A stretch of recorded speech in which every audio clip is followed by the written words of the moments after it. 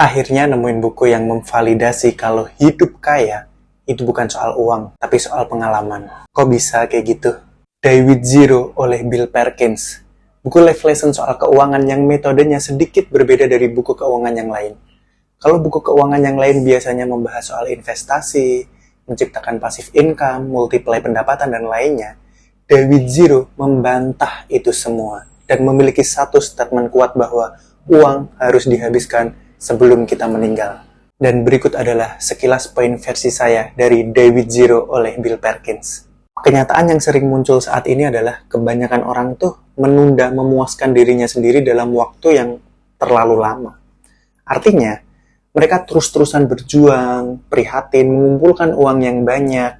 Mereka menunda menikmati uang tersebut sampai waktu yang bisa dibilang terlambat. Atau bahkan, mereka udah nggak bisa lagi menikmatinya. Bahkan kalaupun kita bisa mengumpulkan uang yang banyak di masa depan atau di masa tua kita hitungannya tetap rugi. Karena kita udah kehilangan banyak waktu yang tidak bisa kita dapatkan kembali. Sedikit contoh kecil.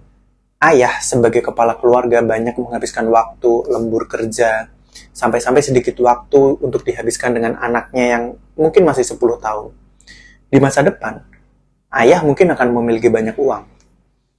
Tapi waktu bermain dengan anak itu sudah tidak bisa didapatkan kembali. Karena mungkin anaknya udah berumur 20 tahun dan sudah memiliki dunianya sendiri. Salah satu advice di buku ini, pilih sesuatu yang membuat kita senang. Lalu ubah uang kita dengan pengalaman-pengalaman yang ingin kita jalani. Kenapa? Karena hidup tidak seperti game Space Invaders yang ngasih kita poin di setiap uang yang kita kumpulkan. Atau dalam arti lain, uang kita tidak ada artinya kalau tidak kita gunakan. Di sini diibaratkan, hidup itu seperti roller coaster yang cuma sekali jalan. Jadi nggak usah gelisah, melainkan nikmati aja agar kita bisa selalu merasakan momen-momen mengesankan. Dying with Zero bukan hanya soal uang, tapi juga soal waktu. Bagaimana kita bisa memanfaatkan waktu-waktu yang terbatas ini. Lalu masuk ke metode. Bagaimana sih caranya kita bisa die pas dengan zero? Atau meninggal dan tidak meninggalkan terlalu banyak uang. Karena kalau kita meninggal dan masih punya banyak tabungan, itu artinya kita berbulan-bulan atau bertahun-tahun bekerja dengan sukarela. Karena gaji yang kita dapatkan tidak pernah kita nikmati. Tapi bukan berarti kita harus boros ya. Ada beberapa step. Yang pertama adalah menghitung life expectancy. Banyak media yang menyediakan penghitungan life expectancy seperti website Living to 100. Di situ kita disediakan beberapa survei yang detail untuk mengetahui seberapa lama sih tubuh kita dapat bertahan hidup, sampai umur berapa sih tubuh kita ini akhirnya bisa meninggal. Berikutnya, grafik peningkatan umur yang dibandingkan dengan uang, kesehatan, dan waktu. Di sini disimpulkan bahwa semakin muda umur seseorang, itu uangnya masih sedikit, kesehatannya sangat bagus, dan waktunya cukup sedikit.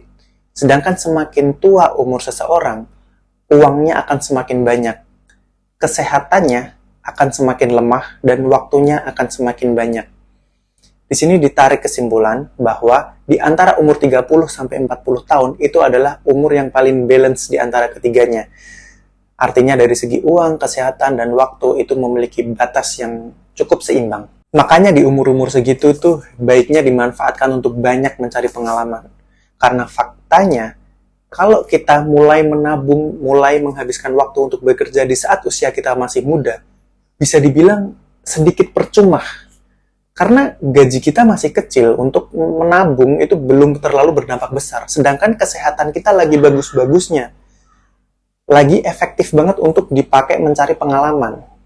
Dan di masa tua, kesehatan kita sudah mulai menurun. Sedangkan pendapatan kita sudah mulai tinggi. Inilah momen paling efektif untuk kita menabung sebenarnya. Karena persentase kecil kita sisihkan untuk menabung, itu dampaknya akan sangat besar karena besarnya gaji kita. Dan kesehatan lagi menurun. Jadi memang lagi butuh banyak beristirahat, tidak perlu mencari banyak pengalaman. Efektif. Pertanyaan yang sering muncul terhadap statement dalam buku ini, dan mungkin teman-teman juga sudah memikirkan juga, yaitu jika kita meninggal dengan tabungan 0, lalu bagaimana dengan anak kita? Kita bekerja menabung bertahun-tahun, ya untuk memberi kepada anak kita, warisan, dan lain sebagainya. Jawabannya ada juga di dalam buku ini. Dengan fakta, jika rentang rata-rata usia anak dan orang tua itu sekitar 25-30 tahun, artinya jika kita meninggal di usia 70 tahun, anak kita sudah berusia sekitar 45 tahun, di mana harta kita yang akan diwariskan kepada mereka di usia mereka 45 tahun tidak begitu berarti. Karena kemungkinan besar mereka sudah memiliki keuangan yang stabil. Mungkin mereka juga sudah memiliki anak yang membantu mereka. Dan di sisi lain, mereka tidak banyak opsi memanfaatkan uang itu. Karena dari kesehatan, dari segi waktu, mungkin sudah tidak seproduktif dulu. Di sini dilakukan survei juga, bahwa usia rata-rata di mana manusia itu sangat membutuhkan uang, itu di antara usia 25-30 tahun. Jadi kalau kita memang ingin memberi kepada anak kita, ya tidak usah menunggu kita meninggal, tidak usah menunggu warisan. Berikanlah saat usia mereka antara 25-30 tahun. Tidak usah menunggu kita meninggal baru memberikan kepada mereka. Sedikit kesimpulan dari saya, buku ini sangat-sangat menarik, saya suka. Tapi saya juga masih membaca beberapa buku investasi. Karena menurut saya tidak baik terlalu condong, kadang kita juga harus balance. Sekian dari video ini, jika teman-teman juga pernah membaca buku ini, bagaimana tanggapan teman-teman? Bisa tulis di kolom komentar.